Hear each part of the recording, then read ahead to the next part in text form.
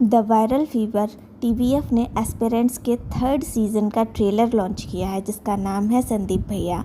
अब ये web series कैसी होगी ये तो इसकी रिलीज़ के बाद ही पता पड़ेगा, लेकिन आज हम आपसे इसके 1st सीज़न द एस्पिरेंट्स के बारे में बात करेंगे। एस्पिरेंट्स कहानी है सिविल सर्वेंट बनने के सपने की, उन सपनों को हकीकत में बदलने के जज्बे और संघर्ष की। कहानी 2014 के समय में एसके, गुरी और अभिलाष नामक 3 दोस्तों की है। तीनों दिल्ली के राजेंद्र नगर में सिविल सर्विसेज एग्ज़ाम की तैयारी करने आए थे। तीनों का ही ये आखिरी अटैम्प्ट होता है। जी जान से तैयारी करने के बावजूद केवल एसके प्री परीक्षा पास कर पाता है। दोस्ती टूटती है, दिल टूटता है और तीनों अपने अपने रास्ते आगे बढ़ जाते हैं। फिर टीवी पर खबर आती है कि सरकार ने जनरल कैटेगरी के परीक्षार्थियों के लिए 2 मौके और बढ़ा दिए हैं और ये खबर इन एस्पिरेंट्स की उम्मीदों को पंख दे देती है। कुछ साल बाद कहानी में ट्विस्ट एंड टर्न्स के बाद हमें पता पड़ता है कि एसके प्री परीक्षा पास करने के बाद आगे की परीक्षाओं में पास नहीं हो पाता। वो दिल्ली के राजेंद्र नगर में ही अपनी कोचिंग क्लासेस शुरू कर देता है। उसे पता होता है कि कहाँ गलती हुई थी, तो उसके मार्गदर्शन में उसके द्वारा पढ़ाए बच्चे सिविल सर्वेंट बन जाते हैं।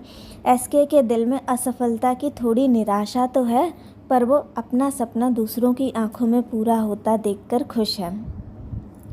गुरी, इनके पिताजी का कोई बिजनेस था जिसे अब ये संभालते हैं। इनका शुरू से था कि अगर पास होंगे तो ठीक, नहीं तो पापा का काम संभाल लेंगे। तो गुरी भी अपनी ज़िंदगी से खुश है। अब तो गुरी ने जूते की एक फैक्ट्री भी खोल ली है। जब भी एसके से मिलता है तो एक ही रंग और डिज़ाइन का जूते गिफ्ट करता है। गुरी के मुताबिक उसकी जूता कंपनी का ब्रांड एम्बेसडर एसके है। अभिलाष, ये शुरू से ही बहुत फोकस्ड थे। इनका कोई प्लान भी नहीं था, इन्हें सिर्फ सिविल सर्वेंट बनना था और ये बने भी। अभिलाष उत्तर प्रदेश के रामपुर ज़िले के डीएम हैं। उस कुर्सी को पाने की दौड़ में इन्होंने सब कुछ खो दिया। इनका अपने दोस्तों से कोई कांटेक्ट नहीं है। इन्होंने अपना प्यार धैर्य को भी खो दिया। आज ये अकेले हैं, सब कुछ पाकर भी बेहद हताश। इन तीनों के अलावा जो किरदार मुझे सबसे ज़्यादा पसंद आया था उस समय वो था संदीप भैया। इनके रिज़ल्ट का इंतज़ार तो इनसे ज़्यादा मैंने किया था। संदीप, और उस समय भी मुझे लगता था कि संदीप भैया के किरदार पर एक पूरी वेब सीरीज़ अलग से बनाई जा सकती है, जो कि बस बन ही चुकी है। तो संदीप भैया ये सरकारी शिक्षक थे। कुसुम नाम की लड़की से प्यार करते थे। दोनों के घर वालों ने रिश्ते को कबूल भी कर लिया था, पर संदीप भैया शादी से पहले सिविल सर्वेंट बनना चाहते थे। 1 साल की मोहलत लेकर आ गए राजेंद्र नगर, पर यहाँ 4 साल और सारे अटैम्प्ट देने के बाद भी परीक्षा पास ना कर सके। आखिरी साल में कोचिंग ज्वाइन नहीं की क्योंकि बापू पे घना कर्जा है। रोटी जैसे तैसे चल रही है। अब ऐसे में कोचिंग के पैसे मंगवाकर उनकी रोटी छीनने की हिम्मत ना है। जे ना होगा मारे से। बाद में दिखाया जाता है कि कुसुम चली जाती है, कहीं और शादी कर लेती है या नहीं ये पता नहीं। कितना समझाती वो अपने परिवार को। एक वादे पर 5 साल भरोसा किया, अपने परिवार को समझाया, पर जब संदीप भैया ने ही रिश्ता तोड़ दिया तो अकेली सबसे कैसे लड़ती। बाद में संदीप भैया एडिशनल लेवल ऑफिसर बनते हैं, पर अपना प्यार खोकर इनकी ज़िंदगी में भी हमेशा के लिए एक अधूरापन और आंखों में उदासी आ गई है। ये वेब सीरीज हमें कई जगह भूल पा रहे हैं, ना उसे वापस पा सकते हैं। जब एसके एक मोटिवेशनल कविता सुनाता है तब सब इग्नोर कर देते हैं।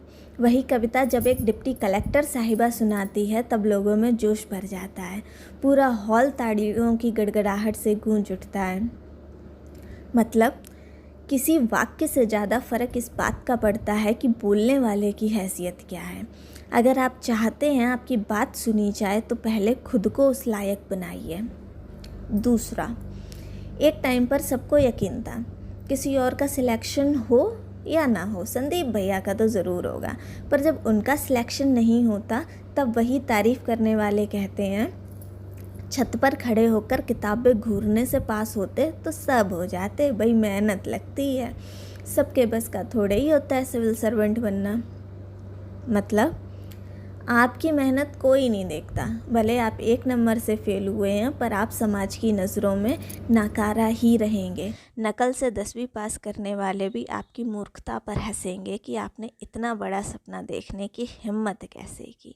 लोग आपको सलाहें देंगे प्राइमरी स्कूल में सरकारी मास्टर, आंगनवाड़ी, सरकारी दफ्तर में क्लर्क बनने की। मेहनत किसी को नहीं दिखती। एक और सीन आता है 5वें एपिसोड में। संदीप भैया और अभिलाष की बात होती है। दोनों अपने मन का अकेलापन एक दूसरे से बांटते हैं। फिर जो संदीप भैया कहते हैं ना, वही ज़िंदगी का असली सबक है। वो कहते हैं, सपनों को पाने की दौड़ में अपनों को मत भूलो। ये कलेक्टर की कुर्सी आपको देश के लिए बहुत कुछ करने का मौका देती है, पर ज़िंदगी नहीं बचती। प्यार, परिवार, दोस्त, इन सबको मत भूलो। परीक्षा के स्ट्रेस में जीना मत भूलो। तो कहानी बॉलीवुड की तरह बनावटी नहीं है, फिल्मों की तरह इसमें अंत में सब कुछ अच्छा नहीं होता। जो है उसको एक्सेप्ट करना और आगे बढ़ना, यही ज़िंदगी है।